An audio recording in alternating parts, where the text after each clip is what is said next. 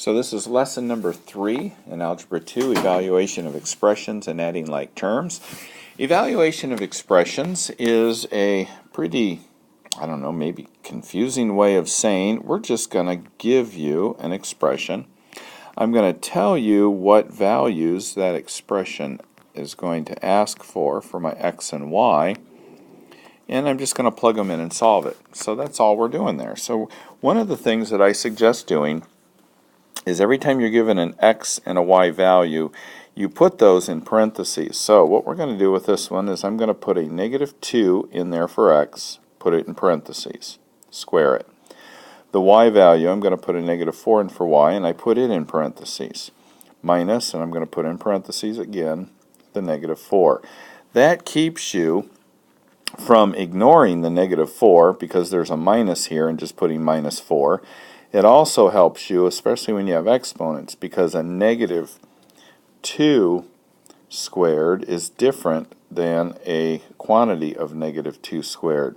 So this is what we're doing. We're replacing the x value and the y value with that -2 and -4. So put it in parentheses. It will make everything clear. So -2 times -2 is +4.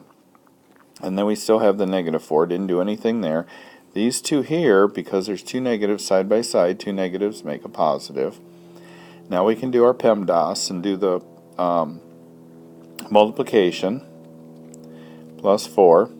And if you remember, when you add two numbers, you look at the signs. If the signs are different, you take the difference between the two numbers and put the sign of the largest number on your answer, and you're done. Alright, so let's look at the next example, example 3.2.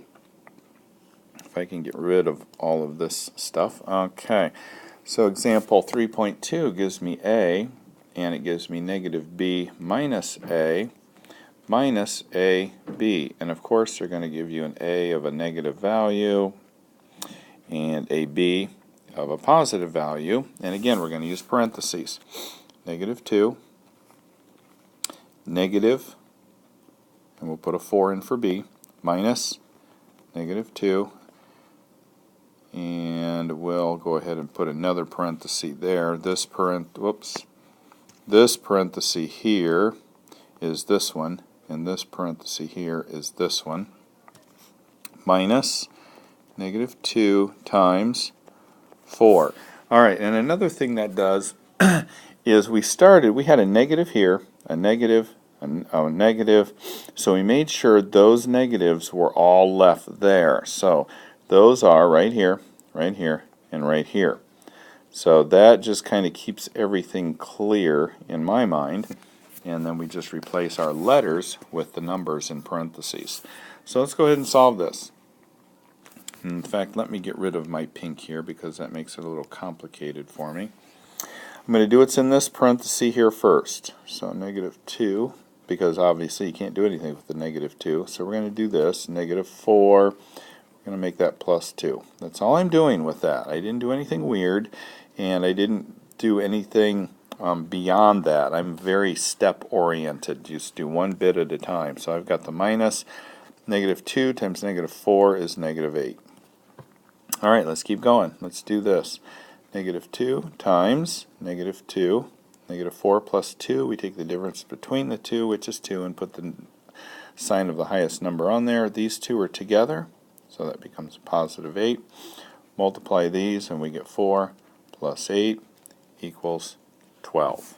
Alright, so it's just keeping everything straight and keeping everything clean. So that's the evaluation of expressions. Let's jump into adding like terms. So adding like terms. Like terms are terms whose literal components represent the same number regardless of the numbers used to replace the variables. That's why they have math teachers, to explain what in the world that hogwash means. Alright, so let's look at example 3.3. 3xy minus 2x plus 4 minus 6yx plus 3x. Alright, so here is my definition of a like term. anything separated by a plus or minus sign is going to be a different term. Okay, so that's a term. So we've got 1, 2, 3, 4, 5 terms, or you can count the 1, 2, 3, 4 plus or minus signs, add 1, and then I'll tell you how many terms there are. So I have 5 terms. A like term is a term with the same variables, 3xy and minus 6yx. Do I have the same variables? Yes. I have an xy here and an xy here. They're in different orders, but when they're multiplied, that's okay.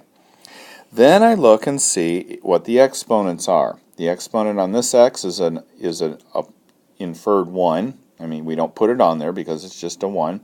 And there's a 1 on the y. There's a 1 on the x, there's a 1 on the y. If the exponents are the same and the variables are the same, you have like terms and you can combine them. That's basically what we're looking for here. So what I'm going to do here, and I don't know if when you were taking class from Tristan, if she did this with you or not, but let's assume she did because I taught her.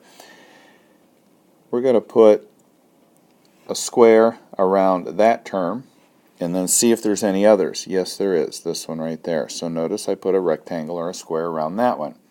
I also included the sign when I did that. So now I can combine those. 3xy minus 6yx. So I'm going to cross those down because I just put them next to each other. Now I'm going to look at this one, a negative 2x. Do I have any other with just an x? Yes, I do, right there. Minus 2x plus 3x. Okay, so what I'm doing is I'm just regrouping them so that they're close to each other. And then the plus 4, there's no other numbers there to stick with the plus 4. He's all by himself.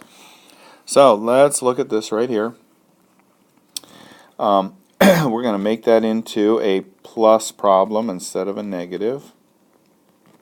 I'm just going to switch those around. And then I'm going to add those. Well, when you add numbers with different signs, you take the difference between the two, put the sign of the largest number on it, and the xy just tags along with it. We don't do anything with the xy when we're adding and subtracting like terms. We just add the numbers in front of the variables. Alright, so we've got that taken care of. Let's look at this part here. Negative 2 plus 3. Signs are different. We're going to take the difference between the two, which is 1. The difference between 3 and 2 is 1. Put the sign of the largest number, which is a positive right there, on that, and then we just drag the variable along, and we have 4. So when we're all said and done, we have negative 3xy plus x plus 4, and that ends up being what we're looking for an answer. So this is example 3.4. So what we're going to do first of all is we're going to get rid of the negative exponents here. It's a lot harder to work with the exponents when they're negative, so we're going to work with those. So this right here says that my a squared is in the wrong place. So we're going to put it in the right place. So we're going to put it down below. We're going to leave this one alone. And this one over here, the 7 is in the right place, and the b is in the right place, but the a squared and the c are in the wrong place. We're going to move them to where they need to go. And we're going to leave this one here alone because there aren't any negative exponents. Alright, so if we look, we have the same variables on top, the same variables on the bottom, the same exponents on the same variables there. So we can put all three of those together. So 3b minus 4b, we're going to change that to minus a plus a negative 4b so that we have a plus sign there. So 3b plus negative 4 means I take the difference between the two, which is 1, put the sign of the largest number, 4b, on the problem, and I'm going to put it as a squared c. And then I'm going to add the 7b, because I can only add one set of numbers at a time. So now I'm going to add these two. I'll worry about that in just a minute. So I have two numbers added together. Signs are different, so I take the difference between 1 and 7, which is 6. Put the sign of the largest on the 6, which is positive. I put the B here. Whenever you're adding like terms, you just stick the letters on there. And remember, when you add and subtract fractions, which we are here, the denominators don't change. You just add the numerators. So this is going to stay a squared c. And now we're going to take this and tag that on here.